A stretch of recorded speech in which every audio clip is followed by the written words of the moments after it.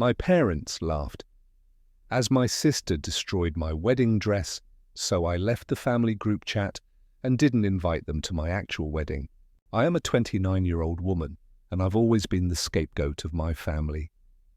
Growing up, I thought maybe if I got straight A's, maybe if I cleaned more, maybe if I smiled harder, they'd love me like they loved my sister. But no matter what I did, I was never enough. My older sister, Rachel, could crash a car, lie about it, and still get hugged. I once broke a dish, and my mum didn't speak to me for 2 days. That's the kind of love I was raised in, conditional, fragile, always out of reach. Rachel was the golden child. She got the best room, the loudest birthday parties, the praise at every dinner table. My mum would always say when Rachel just has that spark, while I was the serious one, the moody one. I learned to fold myself smaller, stay out of the way. Even now, I hear their voices when I doubt myself. By the time I hit my 20s, I'd stopped asking for emotional scraps. I moved across the city, worked 3 jobs, and built a life. It wasn't glamorous, but it was mine. I started dating Aiden during that time, a quiet, grounded guy who made me feel like I could exhale for once. When we got engaged last year, it felt like something finally went right. But of course, the minute I shared the news, my family reminded me who they were. "Already?" Rachel said with a smirk when I showed her the ring.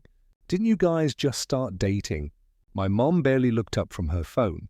"Well, I guess we'll figure out how to be involved somehow." My dad mumbled something about costs and walked out of the room. No joy, no hugs. No, I'm happy for you. Just that silence I'd grown up with, and I didn't realize it yet. But this wedding was about to bring out the worst in every single one of them.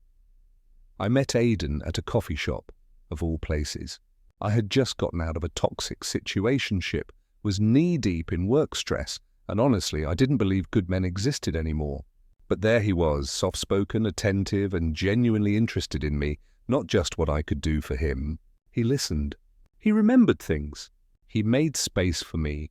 Aiden comes from a family that hugs at the door and says, "I love you," like it's normal. The first time I had dinner with them, his mom handed me a plate and said, "Your family now, if you're okay with that." I almost cried. When I brought Aiden home for the first time, I was nervous, but I still held on to hope. Rachel looked him up and down like she was evaluating a car she wouldn't buy. "So, what do you do exactly?" she asked, with a forced smile. "I'm a mechanical engineer," Aiden replied. "I work in renewable energy," Mom chimed in without missing a beat. "Rachel's boyfriend just made senior VP last month. In finance, more traditional success." Aiden smiled, gracious as ever, but I felt my stomach twist. Later that night, my mum pulled me aside. "You sure about him?" She whispered. "He seems nice, but you could have aimed higher. This is a once-in-a-lifetime decision." My father didn't say anything directly, but he kept calling Aiden Alex and asked if he could fix the fridge like a handyman. It was constant, tiny jabs, polite insults always coated in that fake concern. They didn't hate him. They hated that I had chosen him, that I wasn't seeking their approval anymore, that I'd built a life without needing their help. At first, I let it slide. I told myself they'd warm up eventually, but I didn't know then. This was just the beginning. When Aiden proposed, it was quiet and perfect. Just the two of us on a rainy Sunday morning, drinking coffee in our kitchen. No grand spectacle, no audience, just love. I said yes through tears, and for the first time in a long time, I felt like I was exactly where I belonged. Telling my family, though, felt like walking into a courtroom with no lawyer. We invited them over for dinner to share the news. I'd even printed out cute little save-the-date cards. Aiden made lasagna from scratch. We were nervous and excited until we weren't. When I held up my hand and said, "We're getting married," Rachel blinked. My mom raised one eyebrow. My dad grunted, "No congratulations, no hugs." Just silence, then Rachel laughed. "Wow, that was fast. You sure it's not, she said, raising her eyebrows and glancing at my stomach. My jaw clenched. No, it's just love. Mom finally spoke. Where are you thinking of having it? Don't go crazy now. We're still recovering from your sister's wedding. Rachel had a courthouse wedding 2 years ago with 10 people and a takeout dinner. It wasn't my fault she eloped in a rush. I said we were planning something small but special, a garden venue, close friends, intimate vibes. Rachel scoffed. So you get the fairy tale wedding? Lucky you, then she added, smiling wide. Let's hope your dress fits. I mean, not everyone can pull off white. Even my dad chuckled at that. I stared at them, wondering how they made everything feel like a punishment. Aidan reached under the table and gently squeezed my hand. I smiled through my teeth. This was supposed to be my moment, but it already felt hijacked, and deep down I knew if this is how they acted during the engagement, the wedding was going to be war. I don't know what I was thinking, honestly. Maybe a part of me still hoped things could be different, that deep down my mum and sister wanted to be part of my life in a meaningful way. So when I booked the bridal salon appointment, I invited them. Just the three of us. A girls' day. I told myself, this is your chance to let them in. Big mistake. From the moment we walked in, Rachel rolled her eyes at everything. These are the dresses? She said loud enough for the whole showroom to hear. Do they come in normal sizes or just runway fantasy? Mom didn't say much, just looked at price tags and muttered under her breath. I tried to stay upbeat. I tried on gown after gown, forcing a smile as Rachel made snide comments. Too much lace makes you look heavier. Is white really your color? Don't you think this is a little much for someone who's paying for it themselves? I was just about to call it a day when I slipped into the dress. Simple, elegant, with delicate embroidery and a long, flowing train. I stepped out, and even the attendant gasped. I turned to them, almost begging for a reaction. Rachel sipped her iced coffee and blinked. Huh, she said. Then, with a flick of her wrist, somehow, the cup slipped from her hand and splattered down the entire front of the gown. Brown stains bled through the fabric. Oh my God! The attendant gasped. I froze. Rachel covered her mouth. Oops, and my mom, she laughed. Laughed like it was a sitcom moment. Well, she said, maybe it wasn't your dress after all. I stood there, shaking, humiliated, covered in sticky coffee, and they just laughed. Something inside me cracked so quietly, it didn't even make a sound, but it would echo in everything I did from that moment on. I didn't scream. I didn't cry. I didn't even flinch. I looked down at the soaked dress, took a slow breath, and calmly told the attendant, "We'll cover the cleaning costs." Rachel's smug little smile twitched, probably expecting a meltdown, but I gave them nothing. No drama, no power, just silence. On the drive home, I stared out the window while Mom ranted about how accidents happen and how some people are too sensitive. Rachel scrolled through her phone like none of it had even happened. That night, I curled up next to Aidan and said, "What if we had 2 weddings?" He looked at me confused. "What do you mean?" I told him everything, the coffee, the dress, the laughter, every insult I'd buried, every moment I'd tried to keep the peace. "I don't want them ruining the real thing," I said. "I want something that's just ours." He didn't hesitate. "Then let's do it. We'll give them the show and save the soul for us." So we began planning 2 ceremonies. One would be the official wedding they expected, basic venue, limited details, a performance for the family. The real wedding would come later, quietly, in a place where love wasn't measured by manipulation. In the weeks that followed, I didn't confront anyone. I didn't need to. I simply started pulling back. I stopped responding instantly. I let their group chats rot unanswered. I didn't share dress updates, planning decisions, or anything at all.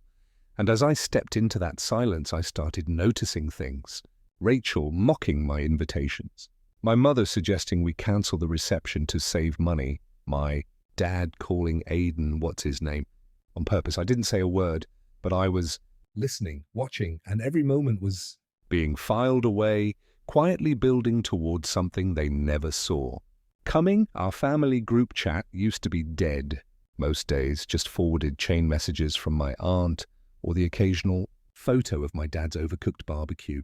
But as the wedding drew closer, it transformed into a digital battlefield dressed in emojis and passive aggression. It started with Rachel posting a photo of herself in a sleek white gown, captioned, "Thinking of redoing our vows. What do you guys think?" I stared at it, blinking. She had her hair done up, a bridal bouquet in hand, and she even tagged the bridal shop I had gone to. My mum was the first to reply, "Gorgeous. You deserve a real ceremony this time." My dad added a thumbs up. Rachel sent another picture 2 days later, this one of a wedding cake. Just testing out ideas. You can never have too much cake, right? Not once did anyone mention my wedding. Then came the critiques. I had shared a sample menu weeks ago, grilled salmon, roasted vegetables, artisan bread, and now my mom was mocking it. "Not everyone eats like rabbits, you know," Rachel chimed in. "I hope there's at least an open bar. If I'm sitting through a Pinterest wedding, I better be buzzed." They complained about the guest list. Why is Uncle Theo invited when he barely talks to us? And questioned if the music would be too modern. All this while contributing exactly $0. I kept my replies polite, vague, and short. "Noted. Thanks for the input." But behind the screen, I was saving every message, every snide comment, screenshots, dates, names, not for revenge, yet just proof. Proof that I was never the problem. And slowly I realized this wasn't just about a wedding. This was the final exam in a lifetime of being their emotional punching bag. It came from my cousin Lena, the only relative I ever felt truly safe with. We hadn't spoken much since college, but she'd been quietly watching everything unfold in the group chat. One night, completely out of the blue, she messaged, "I need to show you something, privately." I figured it was more screenshots, more sarcasm. But it wasn't that, it was a voice note from my mom, sent to my aunt. Lena had received it by mistake, forwarded into the wrong thread. And once she realized what it was, she screen recorded it and sent it to me. My mother's voice filled the room, cold, calculated, cruel. She doesn't deserve this wedding. She's just doing it to prove something. If she had any class, she'd keep it simple and small like Rachel did. A pause, then a laugh. But fine, let her have her little moment.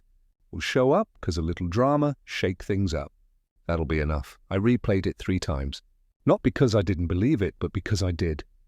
There it was. Proof of everything I'd felt since I was a child. That I was tolerated, not loved. Watched, not supported. And now that I was building a life they couldn't control, they were planning to sabotage it for sport. I sat in bed, phone clutched in my hand, and showed it to Aidan. He didn't ask questions, didn't need to. He just watched, jaw clenched, then looked at me and said, "Let's do it our way. No more pretending." And just like that, our backup wedding became the real one, the one no one would ruin. No forced smiles, no fake toasts, no people who needed to be watched like landmines. The gloves were off, and I had never felt so clear. The dress arrived in a white box tied with gold ribbon, just like the boutique had promised. It was 3 days before the wedding, the official one, and I remember feeling this tiny flicker of excitement, like maybe, just maybe, I could still salvage something beautiful from the chaos. I opened the box and screamed. The fabric was shredded. The train? Slashed like someone had taken a knife to it. The bodice? Torn apart, lace dangling like ripped spiderwebs. I backed away from the box like it was alive. My heart was pounding so loud I could hear it in my ears. At first, I thought maybe it was a shipping accident. Maybe a dog got into it. Maybe the world wasn't that cruel. But then the front desk manager called. "Ma'am," he said gently, "you should see this." He showed me the hallway security footage. There she was, Rachel, holding the box, pausing by my door, and smiling, smirking straight into the lens before dropping it and walking away. I stared at the screen, stunned. My throat was dry, my hands shaking. I called my mom immediately, phone trembling in my grip. She destroyed my dress. I have footage. What do you want me to do? Just wear a tarp? My mom sighed like I was the burden. Don't be dramatic. It's just fabric. Maybe the dress wasn't meant to be. Just wear something else. And my dad? You girls need to stop this rivalry. It's exhausting. Rivalry? I hung up mid-sentence. That night I curled up in a ball on my living room floor.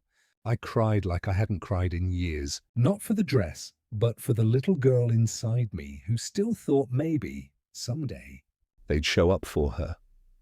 But they never would. That was the last time I ever gave them the chance. That night, still wrapped in the blanket from the floor, eyes swollen and throat raw, I picked up my phone and opened the group chat. My hands didn't shake this time. I felt nothing. Just a strange, hollow calm, like the kind you feel after a fire's burned through everything. I stared at the thread filled with sarcastic memes, ignored questions, and Rachel's white dress photos. And then I typed, "Thank you for showing me who you really are." No emoji. No punctuation. No theatrics. Just the truth. And then I hit leave group. The silence that followed was deafening and perfect. One by one, I began blocking their numbers. My mum, my dad, Rachel, even the aunt who liked to pretend she stayed neutral while liking every shady post Rachel shared. The only two I spared were Lena, my cousin, my accidental lifeline, and my Uncle Joe, who once pulled me aside when I was 16 and said, "You don't have to earn their love, you know." I wasn't ready to hear it then, but I am now. The next morning, I called Aidan. "Let's move everything." All of it, just us. Your hometown. He didn't ask why. He already knew. Within 24 hours, we had a new venue booked, a cozy vineyard near the lake where he grew up. A friend of his mom's agreed to officiate. We switched the date, cancelled the caterers, and told only the people who mattered. There would be no drama. No spilled coffee. No torn dresses, only love, and this time, I wouldn't invite anyone who needed proof of who I was because I was done trying to prove anything at all. The morning of our real wedding felt like breathing for the first time. No alarms, no chaos, no frantic text messages. Just sunlight pouring through the window of a quiet bed and breakfast, and the faint sound of birds echoing through the vineyard. My dress, my real dress, was hanging on the door. Sleek, elegant, understated, but powerful. Aidan's mother had it made for me the moment she heard what happened. I tried to protest at first, told her she didn't have to, but she squeezed my hands and said, "Every daughter deserves to feel beautiful when she walks into her new life." I cried right there in her kitchen. That day, there were no assigned seats. No fake smiles. Just 27 people gathered beneath a canopy of vines, some barefoot, some in jeans, all smiling like they meant it. Every face I looked at radiated warmth. As I stepped onto the aisle, arm in arm with Uncle Joe, I didn't feel nerves. I felt home. The music was soft, the breeze gentle, and at the end of it all stood Aidan, his eyes glassy. Mouth trembling like he couldn't believe I was real. Neither could I. Honestly, when I reached him, he whispered, "You made it." And I smiled. We made it. We wrote our own vows. We cried. We laughed when the ring box fell into the grass. People clapped so hard my cheeks hurt from smiling. No backhanded compliments. No sabotage. No waiting for the other shoe to drop. Just peace. Later that night, under string lights and clinking glasses, Aidan's dad raised a toast and said, "You're not just gaining a husband, you're gaining a family." And for the first time in my life, I believed it because for the first time ever, I finally felt whole. A month later, the silence cracked. I had waited to post the photos, not out of fear, but because I wanted to savor every second of peace before the inevitable storm. But one evening, I shared a simple, black and white photo of me and Aidan under the vineyard arch, holding hands and laughing like fools. The caption read, "Married my best friend. Our day, our way." I didn't tag anyone. Didn't mention a location. Just let the image speak for itself. It took less than 3 hours. Rachel blew up my DMs first. "Wow, real classy. You sneak off and get married without us?" What kind of daughter does that? Then came the Instagram story. Vague, dramatic, obviously about me. Some people crave attention so bad, they'll fake a fairy tale. Sad, really. I laughed out loud. The next day, my phone started ringing non-stop. Unknown numbers. I let them go to voicemail. The messages? My mother's voice, frantic and tearful. "I just don't understand." How could you do this to us? "We're your family. You made us look like strangers." "Strangers?" I thought. That's generous. Then came an email from my dad. 3 paragraphs about family unity, forgiveness, how I was poisoned by outside influences. He blamed Aiden, he blamed Lena, he blamed me. I didn't even open it fully. I read the first line, "You've always been the difficult one," and hit delete. They didn't miss the wedding. They missed the control. The audience, the ability to whisper critiques while pretending to smile. But I had finally stolen something back, my story, and I wasn't giving it to them ever again. 6 months later, my life doesn't even look like the same one I left behind.